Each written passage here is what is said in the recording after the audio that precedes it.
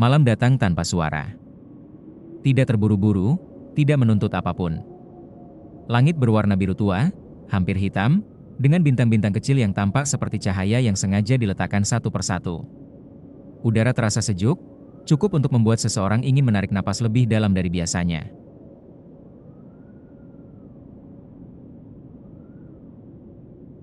Di tepi sebuah kota pelabuhan yang tidak terlalu besar, berdiri seorang pria bernama Raka. Ia tidak sedang berlari dari apapun. Ia juga tidak mengejar sesuatu secara jelas.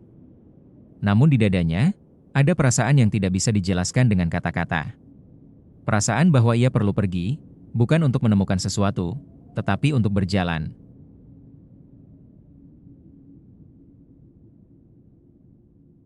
Kapal kayu yang akan ia tumpangi tidak besar.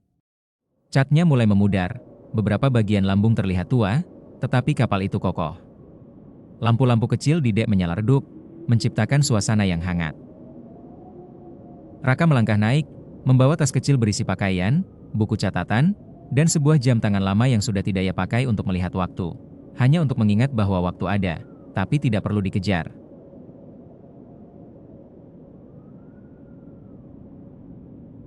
Ketika kapal mulai bergerak, kota perlahan menjauh. Lampu-lampu menjadi titik kecil, lalu menghilang satu persatu. Raka berdiri di dek, memandangi laut yang gelap. Ombak tidak besar.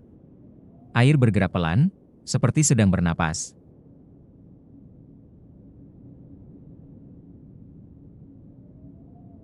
Ia duduk, bersandar pada dinding kapal, membiarkan suara laut mengisi pikirannya. Malam pertama di laut selalu terasa panjang. Tidak ada yang harus dilakukan. Tidak ada keputusan yang perlu diambil. Hanya ada suara air, angin, dan detak mesin kapal yang stabil. Perlahan, Raka menyadari bahwa tubuhnya mulai menyesuaikan diri. Bahunya turun, rahangnya mengendur. Napasnya menjadi lebih dalam. Disinilah petualangan itu dimulai. Bukan dengan kejar-kejaran. Bukan dengan bahaya. Melainkan dengan keheningan.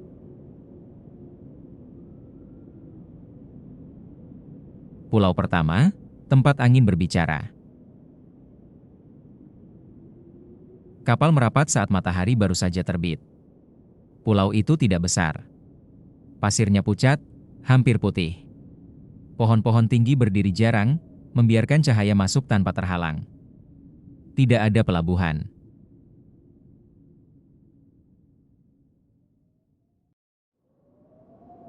Raka turun menggunakan perahu kecil. Begitu kakinya menyentuh pasir, ia merasakan kehangatan yang lembut. Pulau ini sunyi, tetapi tidak kosong. Angin berhembus pelan, membuat dedaunan bergerak dan berbunyi seperti bisikan. Jika didengarkan dengan saksama, terdengar seperti percakapan yang tidak ditujukan kepada siapapun secara khusus.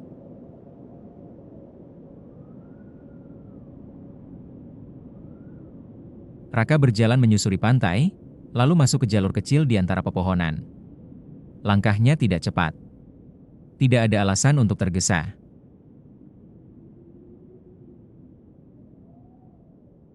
Di tengah pulau, ia menemukan sebuah bukit rendah. Dari atasnya, laut terlihat luas, tanpa batas yang jelas. Warna biru menyatu dengan langit. Raka duduk di sana. Angin menyentuh wajahnya, rambutnya, bajunya. Ia menutup mata. Dalam hembusan angin itu, ia merasakan sesuatu yang jarang ia rasakan di kota. Tidak ada tuntutan. Ia tidak perlu menjadi apa-apa. Tidak perlu memikirkan siapa dirinya kemarin, atau siapa ia besok. Ia hanya duduk, bernapas, mendengar.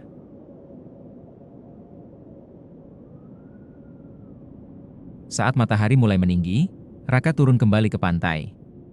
Ia meninggalkan pulau itu tanpa mengambil apapun, tanpa meninggalkan tanda apapun. Pulau itu tidak meminta kenangan. Ia hanya menawarkan ketenangan sementara.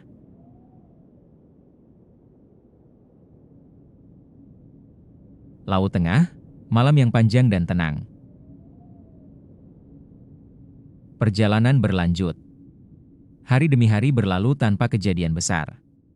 Kapal berlayar stabil. Awak kapal jarang bicara, tetapi selalu ramah. Malam di laut terasa berbeda. Langit begitu luas, bintang begitu banyak, seolah-olah dunia hanya terdiri dari air dan cahaya.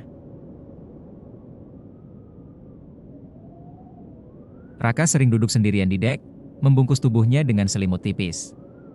Ia memperhatikan ombak yang memantulkan cahaya bulan.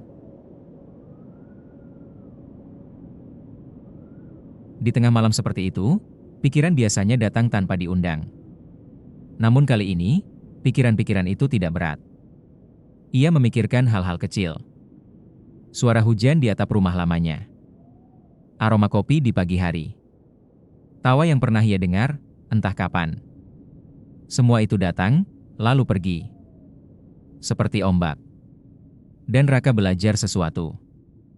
Tidak semua yang datang harus ditahan.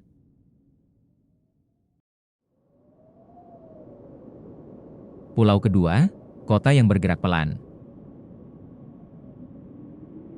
Pulau berikutnya berbeda. Ada kota kecil di sana. Rumah-rumah kayu berjajar rapi, dicat dengan warna lembut. Jalan-jalannya sempit, cukup untuk pejalan kaki dan sepeda. Yang membuat kota ini unik adalah waktunya. Jam-jam di kota ini tidak pernah sama.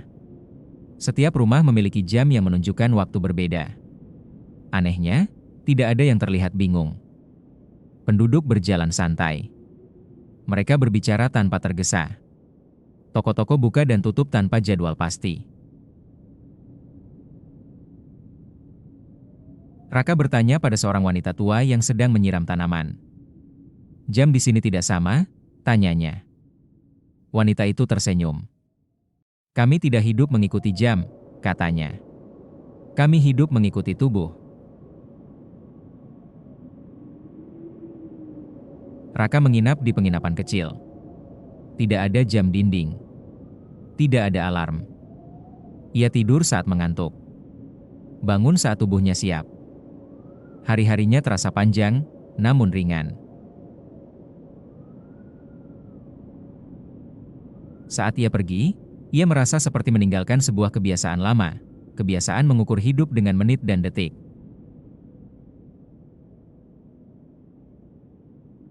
Hutan panjang dan langkah yang sunyi. Perjalanan berlanjut ke daratan yang lebih besar. Raka berjalan melewati hutan.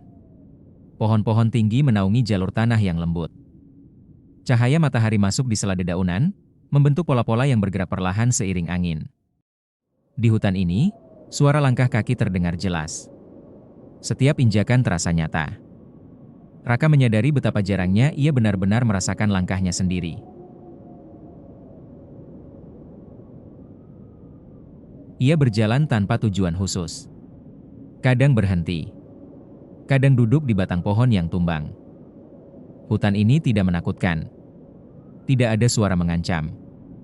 Hanya kehidupan yang berjalan tenang.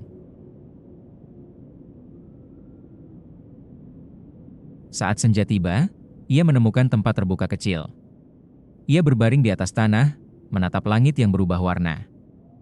Dan untuk pertama kalinya dalam waktu yang lama, Raka merasa benar-benar lelah dengan cara yang baik.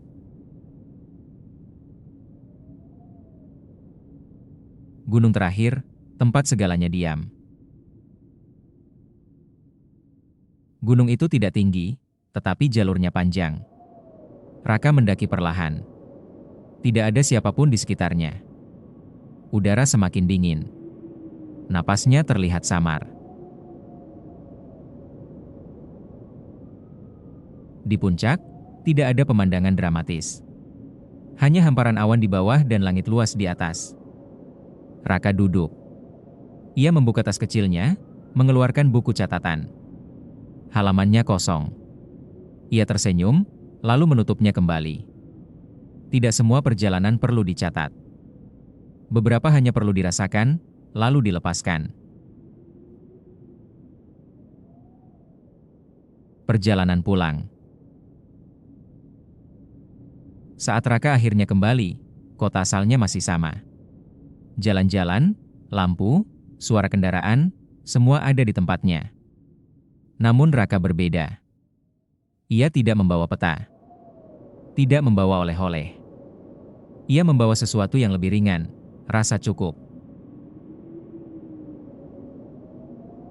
Malam itu, ia berbaring di tempat tidur. Tidak ada suara laut, tidak ada angin pulau. Hanya keheningan kamar dan napasnya sendiri. Ia menutup mata. Petualangan itu tidak berakhir. Ia hanya berubah bentuk, menjadi mimpi yang tenang. Napasnya melambat. Tubuhnya mengendur. Dan tanpa ia sadari, tidur datang dengan lembut. Seperti perjalanan panjang yang akhirnya menemukan tempat beristirahat.